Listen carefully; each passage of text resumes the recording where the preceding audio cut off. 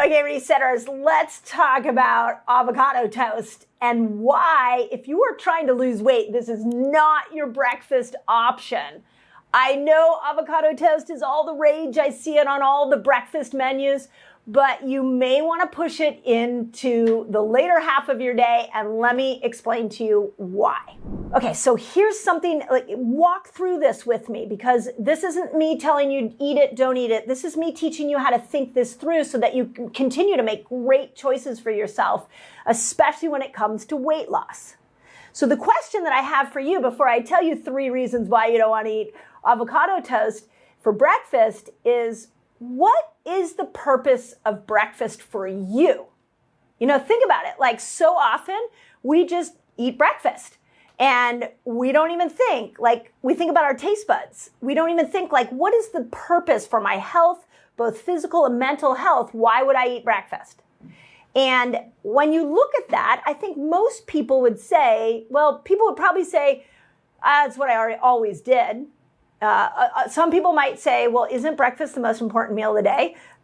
Actually, that was an ad campaign for a specific cereal that was trying to promote their cereal back in the 70s. So they used that as a slogan line, which is why we're still walking around thinking breakfast is the most important meal of the day.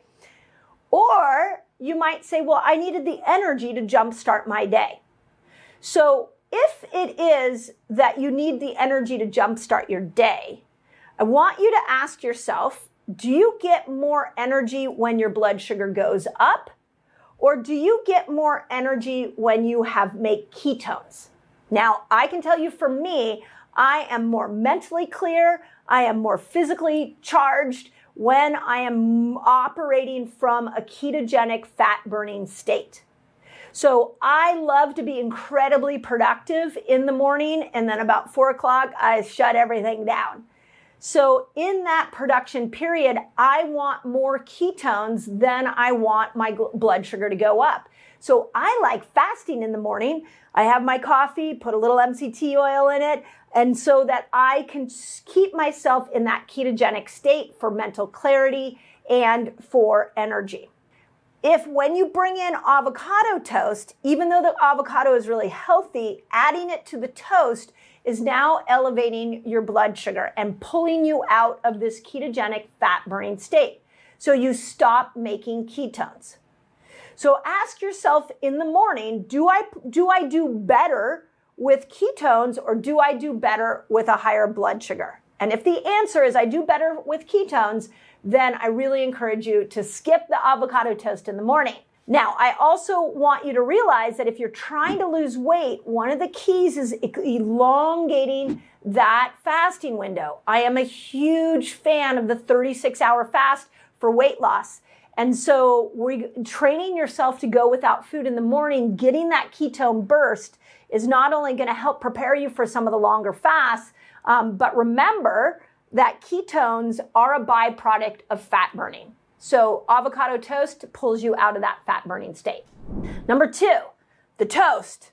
The toast is a big problem in this avocado toast idea. The toast is gluten. So if you are doing a gluten toast, there are 2 things that toast gluten does to you. One is it actually increases your hunger.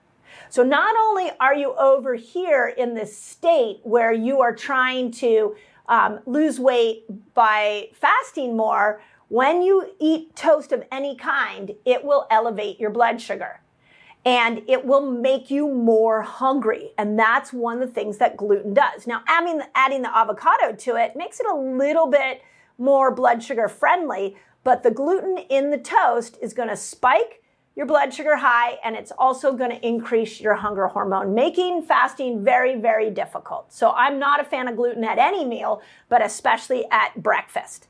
Now, some of you might say, what if I do a gluten-free grain?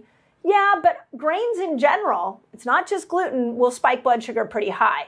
It's gluten that spikes the hunger. And so that's why, and also makes you very bloated. Gluten can make you very bloated. So just not a great choice in the morning. Not a way I want to start my day. Okay, number 3. If you are trying to lose weight, the first meal that I want you to think about is a protein-rich meal. And when you do avocado toast, what's happening is there's no protein in that. So you're better off fasting a little longer, using the MCT oil and your coffee or tea or whatever you have in the morning to be able to elongate that fast, and then breaking your fast with protein. I like the first meal of the day for people that are trying to lose weight to be protein, and here's why. Protein can accomplish 3 things. 1, it will stabilize your blood sugar. So again, we go from this, we're over metabolically switched over here into this fat burning state. We're making ketones, and then we want to switch back into the sugar burner state with that first meal. Protein just is going to raise your blood sugar just a little bit. And what I'm seeing clinically is that a lot of people, even hours after their protein rich meal, they switch back into the fat burning state.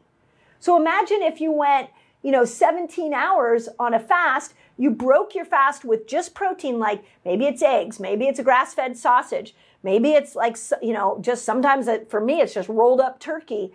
And so you're just raising your blood sugar a little bit, switching you out, and you're not going to eat your next meal for another couple hours. And in that couple hours, you switch back. It doesn't take 8 hours. You switch back. That's the art of metabolic switching. So avocado toast doesn't fit into that ability to get you back to the fat burning state, but protein will. Okay, the other thing about protein, remember there are 2 ways to build muscle. One is through weightlifting, and the second is by eating protein. So when we eat 30 grams of protein, specifically at that first meal, we turn on mTOR and we start to activate an amino acid receptor site in the muscle that builds our muscle stronger or bigger. The more muscle you have, the faster your metabolism. The more muscle you have, the more insulin receptors you have. The name of the weight loss game is muscle, and the door into muscle is protein. It's not fat, it's not carbohydrate. The macro hero of the day for weight loss is protein. So I really like that first meal, if you're trying to lose weight, to be protein so you can accentuate your fat burning capabilities. You can potentially switch back before the next meal. It is a beautiful, beautiful hack. The last thing I want to say about protein that is really important is that it has a lot of amino acids in it. Amino acids are massively important for 2 other neurochemicals in your body. They are massively important for your hormonal production. So remember, we are hormonal beings. This is my quest to teach the world the language of hormones. And both men and women, we function, our behaviors, our moods, our sleep function off of hormones. And you need amino acids to be able to make everything from estrogen to progesterone to testosterone. The other thing that you need amino acids for is to make neurotransmitters. So dopamine, serotonin, glutamate, GABA, acetylcholine, these are key neurotransmitters that keep our brain working well. So especially for women going through menopause, if we're not getting enough amino acids, we're going to tank our hormones even more, and we're going to tank our neurotransmitters. And ultimately, that leads to poor moods. Now, what do you do when you're in a poor mood? You often reach for the carb. You reach for the food. You're trying to get that dopamine. You're trying to get that serotonin. So when we look at this in a complete picture, we go into a fasted state. We're burning fat. We break our fast with a protein, something protein rich. We're building up those aminos. We're building up our muscle, and we're stabilizing our blood sugar, and we're allowing ourselves to go back into fat burning even though we're in our eating window, and our moods are higher, and we're burning fat more, we're losing weight. Avocado toast doesn't fit into any of that. As much as it is a cool, fun thing to eat, it doesn't necessarily fit into your weight loss strategies. Make sense? I know it's nuanced, but I'm here on my channel to really make sure that I teach you how to think, not just give you information. I'm trying to teach you how to make smart decisions for yourself. I believe in you. You live in the most miraculous body. Please, please, please don't give up on yourself. And please don't fall prey to any of the fads out there. This is about you finding the best path for you so you can love, love, love living in this body you've been given. Okay, resetters. We gotta talk about oatmeal. I know that this is like your favorite thing for breakfast. I have sat with so many patients over the years that tell me oatmeal's go-to, but there's some real damaging health effects of oatmeal, and I wanna make sure that you not only understand that, I wanna talk about why you wanna avoid it, but then what could you do if oatmeal is your favorite breakfast? What could you do potentially to make it work for you? Let's dive into that for a second. Okay, I did a really fun video for you all on orange juice, and a lot of you had a lot of comments on it. And one of the reasons I don't like orange juice early in the day is it just spikes your blood sugar way too high. Well, oatmeal does the same thing. So with oatmeal, we have to remember that so many of us, when we think oatmeal, we're actually going towards the instant oatmeals. So there's a really interesting study that I'll put in the notes here showing that when you process oatmeal, you actually increase its glycemic index. What the glycemic index says this is how high your blood sugar is going to go. And the higher your blood sugar goes, the harder it is going to be to metabolically switch over into this fat burning place. But also, as it spikes up, it comes crashing down. And when you get to those low levels of blood sugar, you're going to feel hypoglycemic, you're going to feel hungry, and you're not going to wait it out in a place where you're going to start to want to hang in there till you make some ketones in this in the fasted state. So one of the things I did for years in my clinic is I had to pull my patients off of these instant oatmeals in order to help them build a fasting lifestyle. So the study that I'm linking in here it's in the processing of oatmeal that we are seeing such a high blood sugar spike. So the first thing you can do is just put that instant oatmeal away and get something like a steel cut oat. The slower oats that are going to take you a little longer to cook, they're going to have a little bit of a lower glycemic index, which isn't going to affect you as adversely. So that's the first thing I want you to think about. Now, if you take that steel cut, slower cooked oatmeal, and now you put some butter into it, some grass-fed butter, or maybe you have it with an egg. You've now paired it with a fat and you've paired it with a protein. And what that's going to end up doing is it's going to make it so that the blood sugar is not as high. So you could, and those of you that wear a continuous glucose monitor, I've shown you this many times, and is that you can take oatmeal and you can make the blood sugar spike very minimal by adding a fat, adding a protein. And now that oatmeal is actually working for you. So it's what you pair with the oatmeal that determines the blood sugar spike. So I want you to, again, keep that in mind. I don't think there's ever a place for the instant oatmeal. It's just too much of a blood sugar spike. But if you love it so much, then let's slow cook it and let's put it with this fat and protein. Okay, last thing that's actually really interesting about oatmeal and something that I've been sharing with my Reset Academy and I'm writing about in my next book. And it's that oatmeal, it has this incredible amino acid in it called tryptophan. And what does tryptophan do? Tryptophan makes you serotonin. What does serotonin do? Makes you happy. This might be why the whole world gravitates towards oatmeal. Okay, I gotta interrupt this video because I have a free guide for you so you can master fasting. It's called A Beginner's Guide to a Fasting Lifestyle. And all you've got to do is click here and you can jump right in. But there's a really interesting study. I'll put it in the notes. I found it in my research for the new book that shows if you take something that is already tryptophan rich, like poultry, so you get a lot of tryptophan from poultry, and you eat a rich meal of poultry. So let's put it in a context of like a Cobb salad. Let's say you break your fast with a Cobb salad. You've got a lot of turkey in there, and you're getting the tryptophan from the turkey.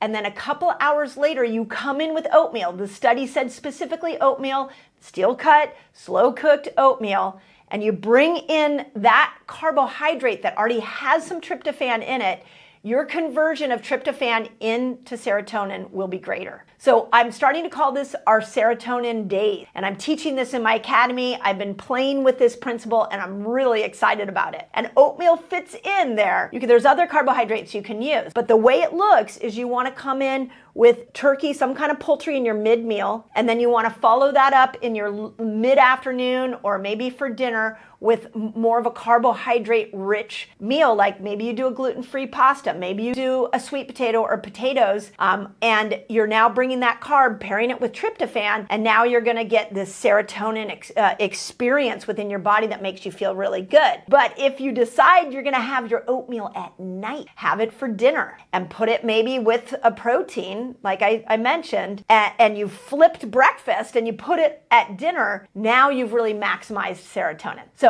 just think about that for a moment. Poultry in the middle of the day, and we're starting to get that tryptophan from protein, oatmeal for dinner, pairing it with a fat, and pairing it with some protein, and now you have maximized serotonin. Last thing I want to say on my serotonin for my menopausal women is I want you to realize that as estrogen goes down, so does serotonin, which is why so many of us go into this depressed state as we go through the menopausal experience, which is why this serotonin day becomes really pivotal. So if you love oatmeal and you're a menopausal woman, let's just use the right oatmeal at the right time of the day paired with the right food to be able to give you more serotonin. But it's got to be done in that order. Having instant oatmeal in the morning is not going to give you more serotonin. It's going to do the opposite. But having it in the order that I just mentioned is going to have a massive effect on your mental health. So I'm really excited to share this with you. Again, I've been playing with these serotonin days with the resetters in my academy, with some of the people that I've been working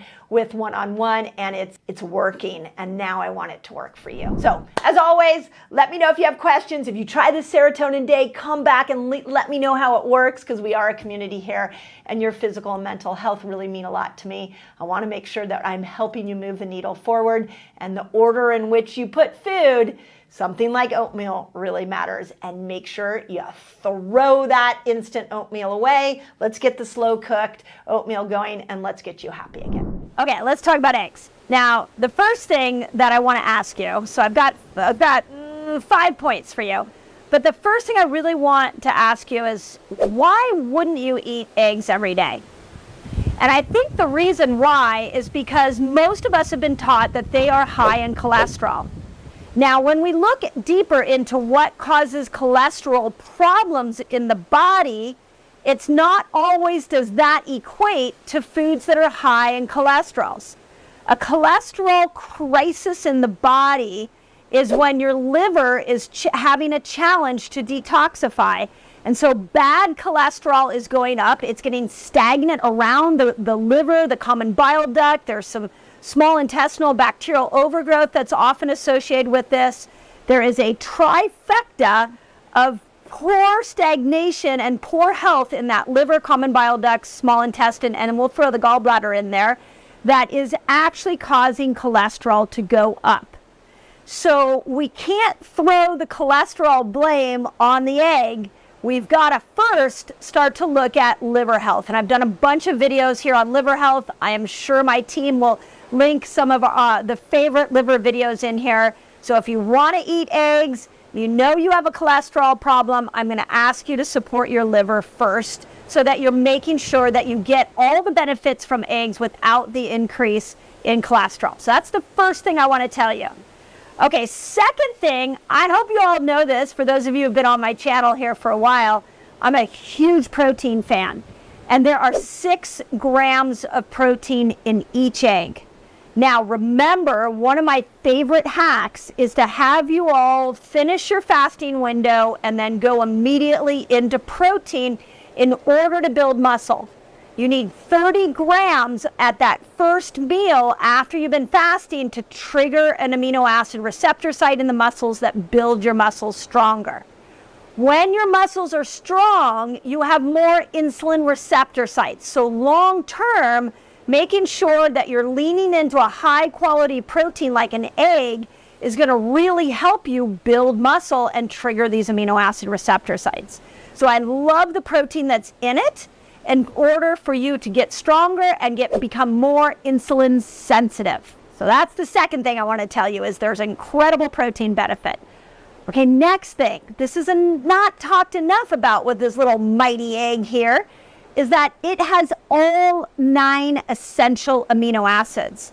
So essential means you've got to get them from your diet. Your body's not going to make them. And this has all 9 of those in there. So if you're not eating eggs, where are you getting all your essential aminos from?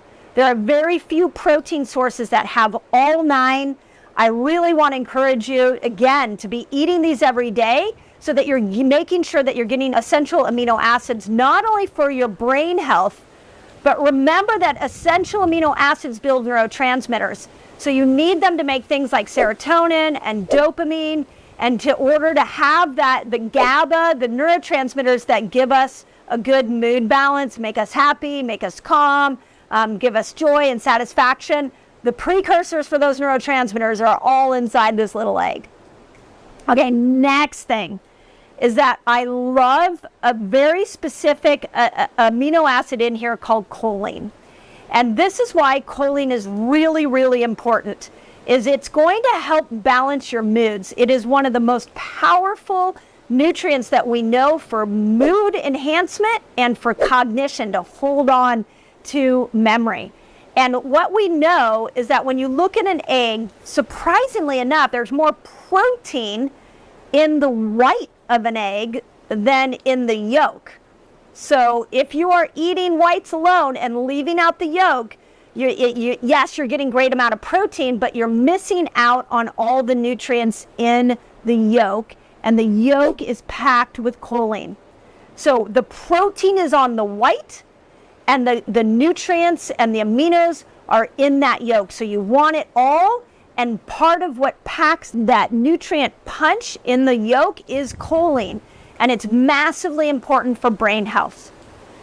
Last thing I want to tell you, in that yolk is a world of nutrients, minerals, and vitamins. Vitamin A is a big one.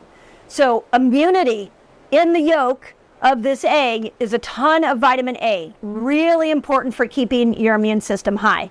Selenium, the yolk has a ton of selenium, which is really important to support your thyroid. So if those of you that are trying to work on your thyroid health, you got to incorporate more eggs.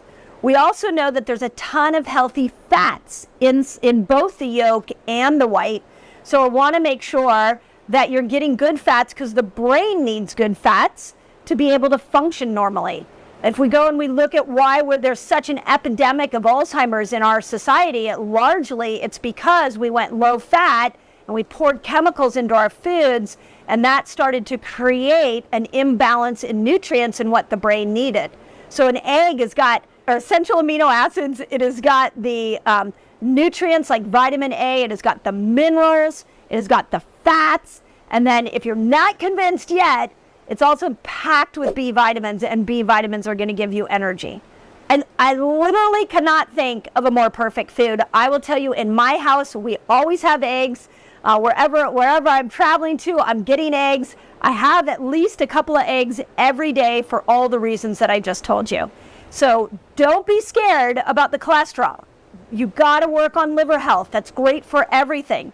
So make sure that you're supporting your liver while adding these eggs in, so that you're building muscle, you're building better moods, you're getting better memory, you're powering up your brain. I promise you, life will change when you add eggs in. Please also know, if you need more support with the foods to eat, my Fast Like a Girl book has a ton of lists of foods in there, and we're helping customize fasting and food for individuals in my Reset Academy, so you can always join me in there. But just don't give up on yourself, and please don't give up on the egg. The egg loves you. The egg wants to nourish you. So let's bring back eggs into our diet and just watch not only your physical health, but your mental health shine. Okay, check this out. I have a free fasting guide for you all. It's free, and it's going to teach you all the basics of fasting. It's going to teach you how to kill hunger when you fast, which is really cool, and it's going to show you how to break your fast, among many other things. All you got to do is click on this link right here and enjoy. Okay, resetters. So I have a topic and a guest today that we have not talked about, and more people need to know about this man. They need to know about his mission and his passion for what he's doing for microbiome health. And I'll put it in terms of that, because we talk so much about the microbiome here on the Resetter channel and in the Resetter group. But let me start off by just welcoming Mark McAfee from Organic Pastures. So welcome, Mark. Thank you so much for joining me. My total pleasure and honor. Thanks, Doctor. Yeah. And what you guys, I'm hoping will understand as we move through this podcast is that Mark is really passionate about raw milk. And we live in a time where milk has been really villainized by a lot of people. People say stay off dairy. Special people in my resetter group are avoiding dairy because they have clumped all dairy together as being a bad thing for your health. And what Mark's mission is, and what I want him to talk about today, is how raw milk is totally different than pasteurized milk. It's literally a different food. So why don't we start off there, Mark, and share with us what is raw milk and how does it differ from pasteurized? Let's start at the real foundation of all of this discussion. There's no dispute anywhere in the world, from doctors, nurses, specialists, anybody, moms, that breast milk isn't fantastic for children, that breastfeeding isn't wonderful and just a way to start off life in terms of thriving. And if you think about what the breastfeeding process is, colostrum, breast milk, it's a way of transferring immunity from mom to the baby and also bringing forth a whole food nutrition that the baby, that's all they get. They don't hardly get anything else for the first few months. And what is that? Well, it's got enzymes, bacteria, minerals, fats, proteins, and just a laundry list of all kinds of other things put there by the evolutionary forces of thousands of years to have the first food of life nourish the next generation. Yep. Now, if you understand that, you've gone about 90% of the way to understanding what raw milk is from other mammals. Because throughout all time, the last 10,000 years, well, untold number of millions of years that babies have been nursed from their mothers, that's for sure. But the last 10,000 years, when mankind was starving half the time, really hungry, we would look at that cow, sheep, goat, horse, reindeer, camel, and we'd say, you know what, they're eating grass, and there's sunshine, and I'm hungry, so I'm going to go rob some of that milk off that animal, and I'm not going to starve anymore. And so you were able to take that mammal with you as long as you had sunshine, you had grass, you had water, you had food you had to eat today, and you didn't have to farm, fish, or hunt. So it was a way of being a portable food with you at all times. So you had milk today, you had kefir maybe tomorrow, the next day, because it became fermented. You had kefir made into cheese, which you could store for months and years. You had butter, which was an incredibly dense food, which we'll talk about a little bit more. You had cheese. So it was an incredible kind of an innovation of mankind to be able to capitalize on these friends they had in nature that could make food into things we could eat, because we can't eat grass because we don't have 4 stomachs. So it was this great portable system to have food up until about 100 years ago. Yeah, right. Up until where we started bringing these wonderful portable food makers, these solar sunshine food converters, into the city with us. And in the 1800s, we started feeding them things they'd never eaten, like brewers, distillers' grains. And there was no flushing toilets, and typhoid fever was rampant, and tuberculosis, and every man-made ugly thing you could ever imagine from an unsanitary set of conditions. And we started seeing a lot of people dying from drinking very unsanitary milk. It also had other things put into it to make it more palatable because it was disgusting. So you go 30 miles out of town from New York and you get the rolling hills in Pennsylvania, and all's good because fresh water, sunshine, cows on grass, everything's fine. And that milk is going to the Mayo Clinic in 1893. So you have this division, this pathways diverging. In the late 1800s, you have this milk problem, this crisis of people dying from milk, which is terribly unsanitary. And you have people thriving at the Mayo Clinic from this clean milk that's being produced in a good condition. So it's all about conditions. In fact, there's statements like pasteurization is an excuse for filth, or pasteurization is the 18th century solution to an 18th century problem, that kind of thing. Well, it was a super easy way to make cheap milk that was now not killing people, was to just cook it to death, right? Right. But there was also that whole movement forward where people, the doctors of the time, in 1893, Dr. Coit established high standards for raw milk, which was the physician's standards, the American Association of Medical Milk Commissions, which lasted until the 1990s with Altadena milk in Los Angeles. So you have this diversion of milk from the raw side and the pasteurized side, and the processors hate raw milk because they don't get to capitalize on it. They don't get to process it. And raw milk is really suppressed because it goes directly from the farmer to the consumer. and it's an entirely different pathway. And as you said, it's whole, complete food, including all those bionomic things, those things that are biologically active and the proteins aren't denatured. All these things are in raw, whole, complete, biologically energetic form that make for a strong immune system and a thriving child, and all through the ages of life. So that's the short story, but it's a living whole food. Yeah, and I really want to point out to people, because one of the things that we work here on this channel doing is teaching people to think for themselves. And one of the things that, if you start to look at the trend, is we thought antibiotics were the cure for this bacterial problem that Mark is talking about. And so once we saw that it cleaned up things like the human body when it had an infection, it cleaned up the milk, we didn't just stop there. We went crazy in putting antibiotics into everything. Yep. And because of that, we have a massive problem of superbugs, and we have a massive antibiotic resistance issue. It's killing lots and lots of people. Thousands of people per year are dying. It's horrible. So talk a little bit about what's in raw milk, because the way I see it, and I think you see it as this way too, is that we need to pause for a moment and go, what were some of those things we did earlier on, like raw milk that has enzymes and probiotics in it, that were so helpful to the body? We need to go back to those roots. So if you look at this chart, you'll see human milk and cow's milk in raw form. And then you see pasteurized milk over here. It is amazing. The list, it just goes on and on and on and on of all the bioactive elements that are destroyed during processing. So there's a reason why this isn't random. This isn't like, why is it there?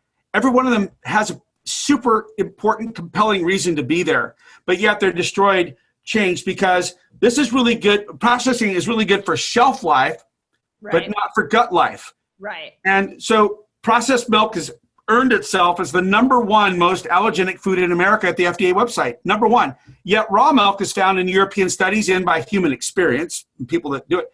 Very good for allergies, very good for asthma, dramatically. Fewer ear infections, reduction of inflammation in the body. There's a whole pathway of how mast cells are stabilized by raw whey proteins and probiotics. Whole physiological pathway that's not really acknowledged in America because it doesn't sell milk at the supermarket, because the processors don't like to hear it. But it's really prevalent in Europe, where they've done, I think it's like close to 40 studies now that show how raw milk is really, really good for kids and has a dramatic improvement in their immune systems. Right. Well, in California, that's why here at Organic Pastures we're thriving, and also other states where raw milk is legal, and even where it's illegal and people get access with cow shares or other places, people are wanting raw milk from cows in sunshine and natural conditions, and some testing and some high standards. And by the way, the children are thriving. So this is what's going on. It's this incredible emergence of the farmer to consumer connection. And the truth is coming out. The internet is really sharing the fact. The studies are profound. They're all peer-reviewed. They're PubMed. You can find them at the NIH website. They just don't promote them because it's not popular with processors. Right. And one thing to remember as you're listening to this is pasteurized milk is literally dead. There's nothing alive in it anymore. And on our well, you know what? It's almost dead. Okay. It's a 5 log reduction. 5 log is 100,000 reduction of what it was. So it's really killed most everything, like you said. But there's a few stragglers that are barely alive that actually try to take over and live, and that's what makes the milk so putrid when it goes south. And it's not soured; it's actually unedible because the bacteria that do survive are really not very good. Right.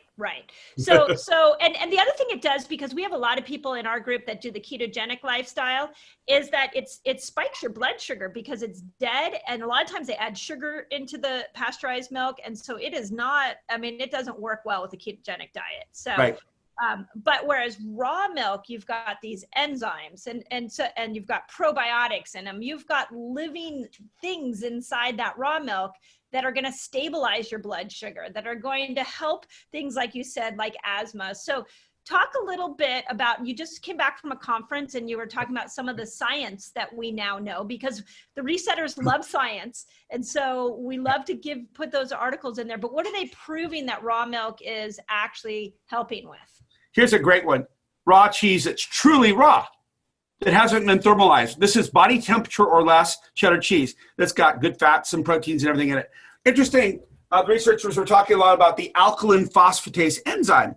And the alkaline phosphatase enzyme is carried on the fat cells. In fact, butter is 86% fat and cream is 40% fat. So you've got cream and butter. Butter is 86% and cream is 46%, where your whole raw milk is about 4% or plus or minus. So what happens when you pasteurize these products is that the alkaline phosphatase enzyme is completely destroyed. In fact, a test for effective pasteurization is called the negative alpha phosphatase test. But it's the third most prevalent enzyme found in breast milk, raw milk, milks, and it's there for a reason. It's very, very anti-inflammatory. In fact, there was a study done by J.P. Lalles, L-A-L-L-E-S, a couple of years ago in France. And he was studying the good old French paradox, because we all like to refer to that because of the one red wine that was made into a little superhero. But he was saying, you know what? Red wine's wonderful with its resveratrol, but you'd have to drink so much of it that I doubt that's the whole reason why the Mediterranean diet and the French paradox is truly a wonderful food and food group in terms of longevity of life and low inflammation. And so he started looking at the rest of the diet and he realized that the French are eating 2.5 pounds of raw cheese a week per person. It's like, wait a minute. This raw cheese has never been above body temperature and has a very high level of alkaline phosphatase enzyme. Well, that same enzyme found in raw fats is found in butter and in cream, and it's very, very anti-inflammatory. That's just one little short snippet vignette of one of the really wonderful things that comes through when you don't pasteurize or process food or your milk. So alkaline phosphatase is found at high levels in anything that's got fat in it with raw milk. And that's raw milk, raw cream, and raw, all the raw has that. So very anti-inflammatory. Raw whey protein is very stabilizing of mast cells, M-A-S-T, mast cells, which are part of the whole histamine response. When you have a histamine response, mast cells release their histamines and your body goes crazy going, hey, something's wrong, get it out of here, mucus response, cough, hack, whatever. Or ultimately even an anaphylactic reaction, which is really the ultimate histamine reaction, which is not good at all. Ends up in the ER with epinephrine shots and corticosteroids, and it's not good. But raw whey proteins and all of these components we're talking about, raw fat, actually stabilizes mast cells, and the studies in Europe show this to be true, where you don't get the histamine response. And so the anaphylaxis, and that's just part of the system, because you and I both know that in the anatomy of the gut, you see the internal lining of the intestines with the villi. Right. Well, there's also the untold structure of the mucosal lining inside of that as well. And the mucosal lining is really a very protective system, which is not really a body structure, but it's absolutely there as a structure physiologically that protects bad bugs from getting to the tissues of the actual internal lining of the intestines. Well, these things we're talking about, these whole foods, these butyric acids and vegetables and untreated, whole foods actually build back that mucosal lining, which actually protect us from getting sick. Yeah. And when you got these people that have been taking lots of antibiotics, the mucosal linings are thinned or even absent sometimes. Crohn's disease, celiac, irritable bowel, you see these internal linings actually reduced to nothing, and you get a lot of leaky gut syndrome. Yep. And so with leaky gut syndrome, as a doctor, you know that things that go into the bloodstream get in there, they're not supposed to be there, right? And your body reacts like crazy. So there's a secondary structural issue that goes on with allergenicity that's also controlled by not just the mast cells, but also you see the internal lining and the internal lining in the intestines, the leaky gut syndrome being reduced.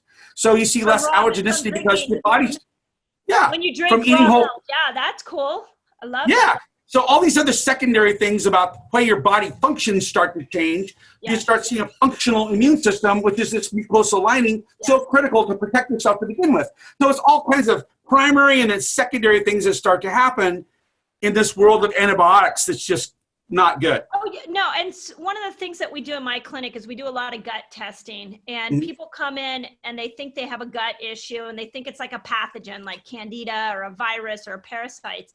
And 9 out of 10 times, it's not a pathogen. It's that their good bacteria is completely decimated. They Right. have no more good bacteria because they've been eating meat that has antibiotics in it. They've been putting antibiotics on their skin. They've been taking antibiotics. Like we need tools like raw milk to be able to regrow these bacteria because they are your friends. This one right here is the champion of all ages. Good old raw milk kefir. Oh, I love the kefir. Extremely biodiverse, 120 different kinds of bacteria or more. You know, breast milk's got 700 different kinds of bacteria. The researchers have found that many kinds of bacteria. Maybe not one sample. When you sample many, though, you find up to 700 different kinds of bacteria. Well, raw milk kefir has got that kind of diversity. And it's also got, listeners, this is critical. This is really, it's got all of the food to feed them. So it's the whole food. Prebiotics. Yes, you got the probiotics and the prebiotics in diverse form. So it's like a really, really tasty gut transplant. You know, we can talk about fecal transplants. That's pretty powerful medicine nowadays too. But this is really tasty, a lot easier to think about. I have a funny story about the kefir. So, you know, I've been obsessed on the microbiome for about, 6-7 years, and I love the kefir. And so my kids decided for my birthday, they would go down to the farmer's market where you guys have a truck, and they would buy me kefir. So, and when they went to go buy the kefir, they were offered a sample. And they'd never tried it before. They took a sip and they were like, oh my God, I can't believe that Mom loves this stuff. It's so sour, but it's that in that sour that you've got all those bacteria. And if you guys can get a hold of Organic Pastures kefir, they have a golden milk that is to die for with turmeric and cinnamon in it. Unbelievable. Ginger, yeah. Ginger, well, it's so good. We suspect, and I think the science is showing this more and more to be true, that around the world, those that drank raw milk, actually the farmer would drink raw milk as kind of a privilege because they had the animal. But the neighbor and those around in the community probably drank kefir mostly because they didn't have refrigeration and the containers weren't particularly clean from last week's milk. So you had fresh milk being poured into something that had some lingering cultures from previous milkings, and you had the local environmental influences, and it became kefir, literally.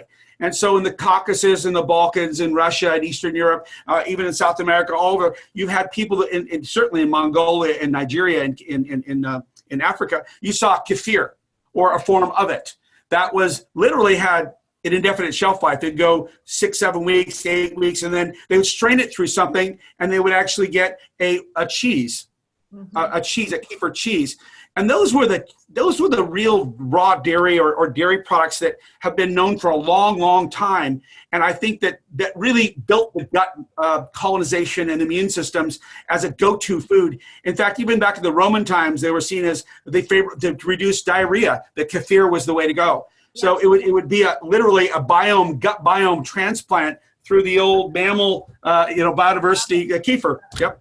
So what do you say to the person, because I know I'm going to get this question, which is, I can't do dairy. I'm allergic to dairy, and my stomach doesn't do well with dairy. What do you say to that person? Well, it all depends. You know, if they've come out of a really horrific antibiotic chemotherapy, their guts are decimated, take baby steps.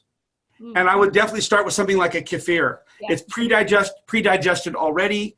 The lactose levels are dropped down quite a bit. The lactobacillus is really high. So you have this really imbalanced product that actually is very gut compatible, that's already pre-digested per se. And what I would do to make it fun is to put it in a blender and make a really cool smoothie, kind of a farmer's market smoothie. Maybe an avocado, maybe some strawberries, maybe a banana, something that gives it a little flavor, a little fun.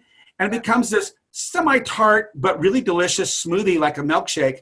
And that's psychologically and through the flavor buds, really, really acceptable to most people. And so what you're getting is the best of a farmer's market and the best for your biome, all with whole food nutrition. And that's a really good segue to say, try this. And people normally just go, God, this is fantastic. I love it. And it's really compatible in their gut. And they start to build the colonies back around those villi we talked about, so that the brush border edges of the villi, which is where the colonies actually live, that create lactase for you.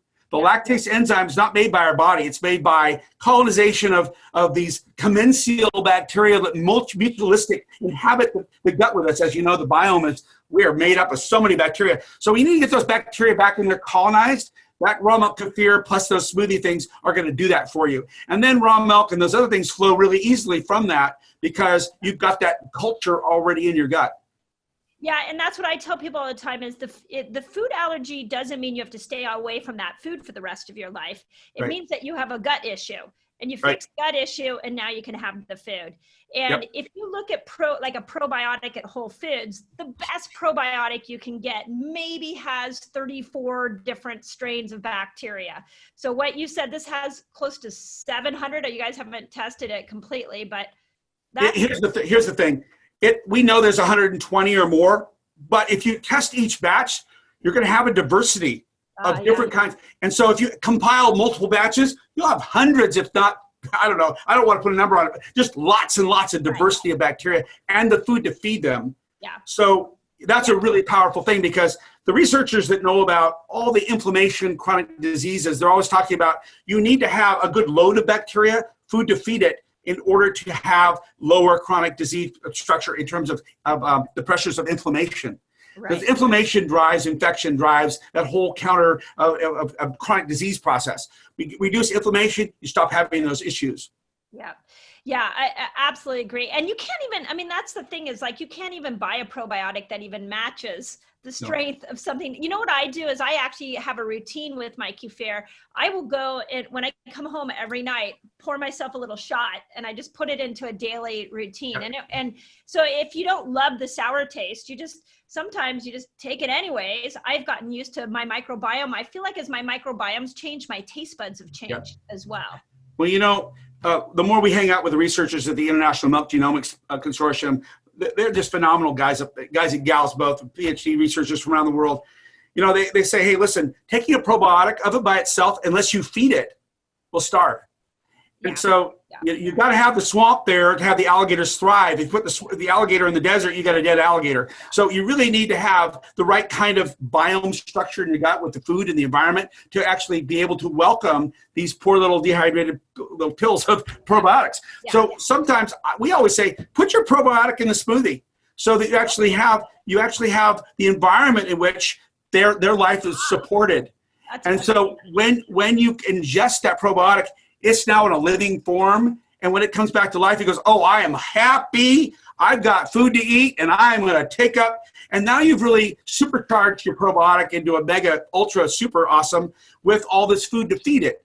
And so then make sure the rest of your diet is not filled with preservatives or a lot of sugar. If you have a little sugar, fine, but make sure it's low. You don't want to be getting candida on top of this, and sugar just drives everything crazy. So you want to have a whole food diet that supports what you're doing with raw milk kefir in its basic whole food nutrition as well. Yeah. I absolutely agree. If you don't put the prebiotic in there, the other thing that we see is people are creating a monoculture where they're taking the same probiotic over and over again. So they get these 30 strains of bacteria that become dominant. And again, from our gut testing, what we see is that people are missing diversity. And it's the diversity they need to keep that protection. So when I hear you say something like, hey, when we test the kefir, it has all these different strains. Each time it's a little different. That's awesome. Think about the cruise ship. Think about coronavirus. Think about SARS. Think about MRSA. Think about the environment in which super bad viruses and bugs are looking for those that have monocultures and don't have the breadth of diversity to deal with all these things coming at them.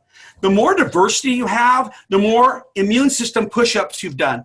The stronger you'll be to deal with that environmental insult that's coming at you from all angles all the time. So you need to build gut biodiversity and to feed that biodiversity in order to really strengthen your immune system to deal with the world we're in right now. Because the world we're in right now takes advantage of those with weakened immune systems. Agreed. I totally agree 120% on that. Yep. The coronavirus, like you can be scared to death over it, or you can say, how do I not be a good host? Let me build up a microbiome that makes me have an ability to fight something like that. Because as soon as the coronavirus comes and goes, something new is going to appear. So just work on your own microbiome and you stop worrying about that stuff. The flu comes every year, and every year it's a little different. Yeah. And that's why these stupid flu shots don't work very well, because sometimes they don't work at all, and sometimes they work a little bit. Let me tell you what works all the time is a strong immune system. That's right. Oh my God, I love it. I love it. That's quotable. We're going to quote that. I Okay, love it too.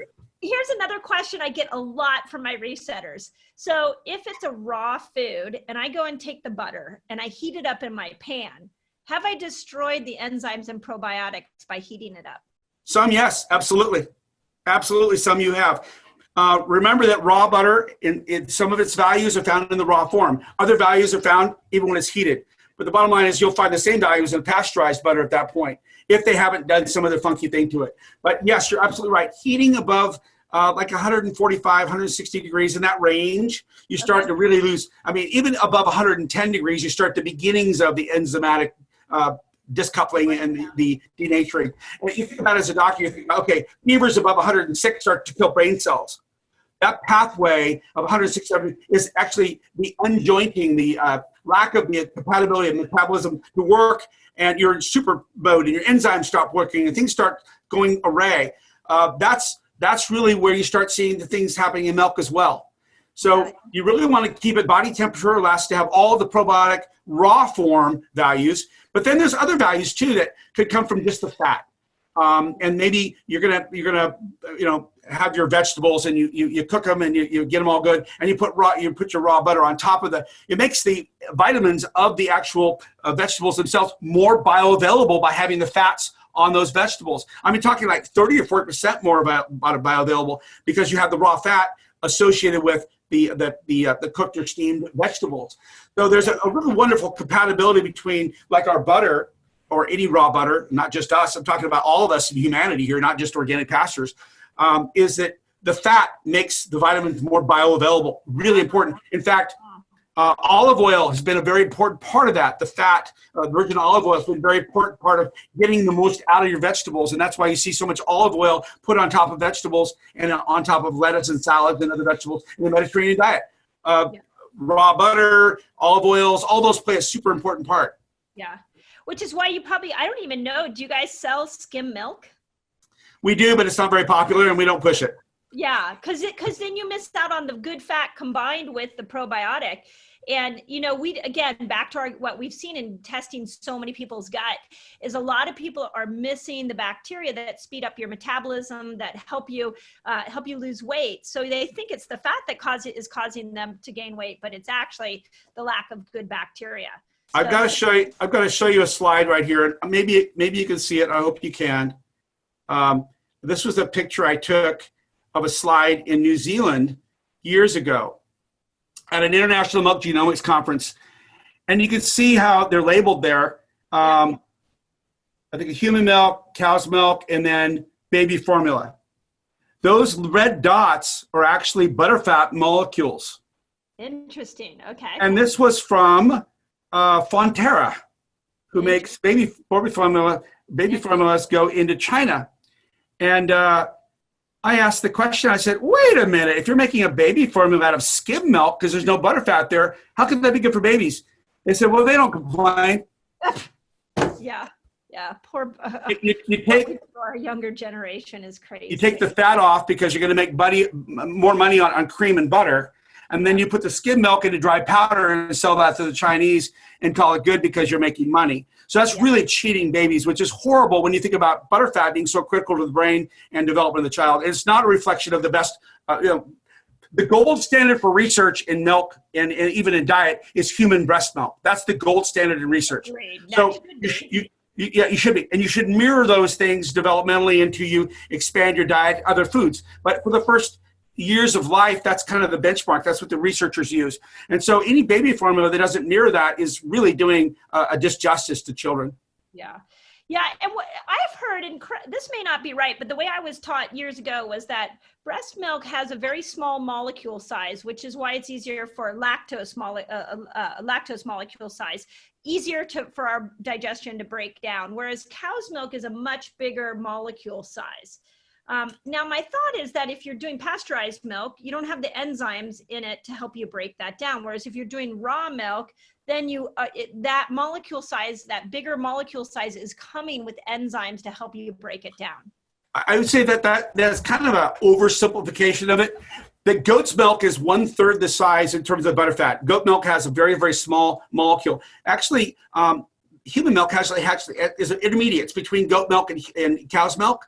In fact, you can see human milk separating pretty well, and you can see the butterfat line when you have human milk and donor banks. You can see the butterfat because it's not homogenized.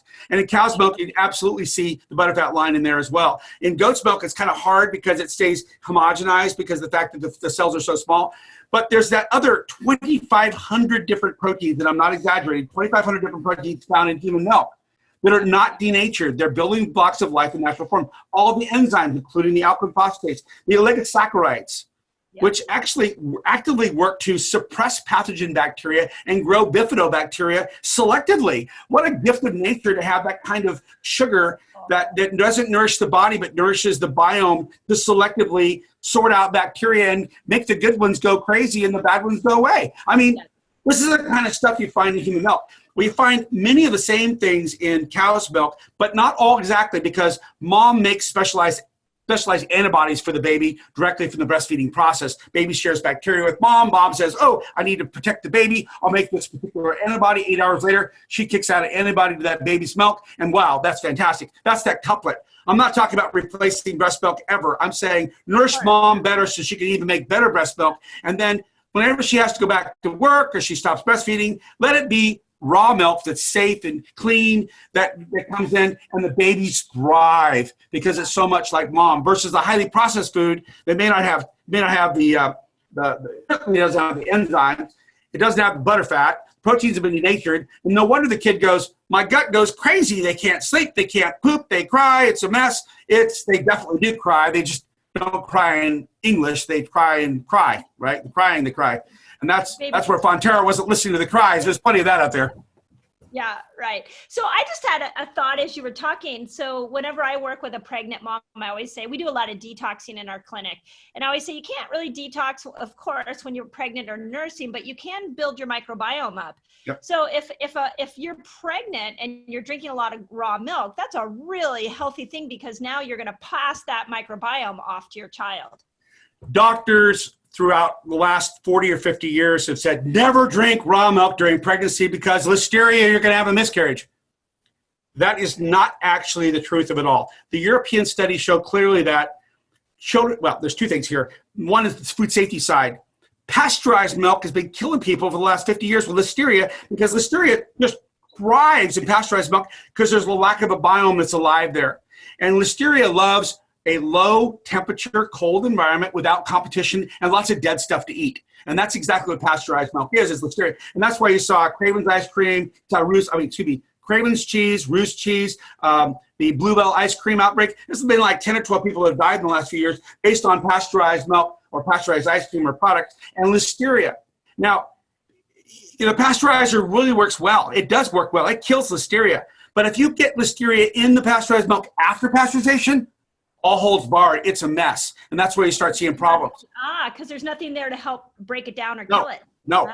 And if you look at the CDC data on raw milk and listeria, there may have been a detection of it here and there, but you don't see it go crazy. You don't see deaths from it. So it's kind of interesting to see this difference between, because isn't it convenient? Isn't it really convenient when the processors say, oh, we're so sorry, it must have been raw milk that got by the pasteurizer, right? But if you really look, you look at the actual data at the CDC, you actually go in the Centers for Disease Control and do the FOIA, dig it up, and you say, it's not raw milk. It is literally pasteurized milk that was contaminated afterwards. So the other side of this is the European Union has done studies on mothers that drink raw milk during pregnancy and tested their cord blood after delivery, actual umbilical cord blood. These children have very high levels of antibodies that protect themselves from allergies and asthma for life. Love it. It's a gift. It's fantastic. Yeah. So you need to get one reputable raw milk from a producer that cares and does testing and has high standards, and you will have incredible benefits during pregnancy for raw milk. Yeah, amazing. That's brilliant. I'm going to add that to when I work with a pregnant woman, like, let's add this in. So let's finish up on this, because I want to address the skeptic that might be like, well, this all sounds really great, but what are you doing to take good care of your cows to make sure they don't have diseases and we don't end up in a mess like we used to have? In California, we have extremely strict, separate, this is important, separate standards for raw milk intended for human consumption. Separate standards. They're not the same. You have the pasteurization standards and the raw milk for human consumption standards. Entirely separate, different standards. You better not be going out there and drinking raw milk from a dairy that's shipped as milk out to be pasteurized. First of all, when you get to the creamery where all that milk gets commingled together, it's not the same milk. It's everybody. It's the good, bad, and ugly. If you had a really good dairy out there, who cares if it gets combined with somebody who doesn't do a good job? So it can have as many pathogens as comes wherever, because they're going to cook it, right? They're going to pasteurize it. But if you get raw milk from a dairy that's dedicated to human consumption raw milk standards, they have to test it. It has to be extremely clean. It has to meet the bacterial standards of post-pasteurized milk, but not in death, but by being clean. So it's entirely different. Now, here's the problem, Mindy. That's the way it is in California, Pennsylvania, and a few of the other states where raw milk is legal. You go to other states, and you start talking about raw milk, people go down to the local dairy and get raw milk, and you don't know what you're getting. And so it's kind of a troubling problem, because the internet said, go get your raw milk and be healthy and awesome. And then you go down to the local dairy and you find grade A raw milk for pasteurization. You start drinking it and you don't know what you got. You'd be probably just fine, but you may not be. And that's not what we're talking about when we talk about our dairy and the other dairies in California. They take extreme responsibility with insurance and all kinds of stuff to make sure that we have very, very clean milk. Now, when you're talking about a mom that may be reluctant, I'll tell you a cute story, and you've probably seen it yourself. At the farmer's market, when you go down there and you've been with Teresa, and you hear the Russian accent from Ukraine, right? And they come in, give me that raw milk like I had back home, right? I can say do svidaniya, but I'm not that good at it. But the bottom line is, they drank a lot of raw milk in Russia and in Ukraine, and they had a lot of raw milk kefir. And so they come to America, and it's like they don't have a social, cultural block. They don't have the educational wall there. They go, I want it like back home. But you get a mom that comes up there and goes, I don't know, aren't we supposed to cook it or kill it? Or isn't that like unprocessed roadkill? What's going on? So we have this cultural thing, but I'll tell you, I have a bias. I have an incredible bias, and I'll just say it the way it is. I'm a guy, 58 years old, but I recognize when a gorgeous woman looks like a gorgeous woman. And I'll tell you what, these Russian moms come up, you talk about gorgeous, hard-bodied, really healthy women with good, strong teeth. That's because of the foods they ate when they came. American moms, some, but not so much. You know what I mean? Our food quality is horrific. Yes. It is. Not only does it have so many chemicals, it pretty much has no nutritional value. You have to really, really dig deep to find it. So that's why I love your guys' product. Is here I can go to my farmer's market. Yep. Load up on it and know that I've got one part of my diet it's going to be packed with all these great bacteria. Now, I will say this, that our products are found throughout California in 450 stores, as well as some farmers markets, but it's widely available. And you go to our website and you can see, okay, this map that shows all the stores and all over the place. So it's not just farmers markets. You can get it at Sprouts and a bunch of other stores as well. And wherever you're asking for the food in the stores, we react. If somebody calls in and says, you've got to have this food in this marketplace, we'll start gathering that information and we'll get it in that marketplace, because we act on consumer demand. We don't just put it out in places where people don't want it. We act on we're consumer reactive. So yes, it is one of those things where we have a culture that is very much into processed foods, because that's what we are as a culture. But people from other parts of the world have a different cultural upbringing, and they're only one generation out. And they say, I may live in California, but I'm going to eat in Ukraine because this sucks and I'm not going to get sick and I want to stay strong. Yeah, it's so true. So this has been awesome, Mark. And we adore your product, and we are on this mission with you. We are so, my husband and I, our family, our resetter group, I mean, we're trying to educate people to wake up to the power of their microbiome. And a tool like yours is so powerful. So thank you for leading the way, because I'm sure you get a lot of arrows. You probably don't get. I will say I recognize the arrows. They were sticking all through me about 10 or 15 years ago.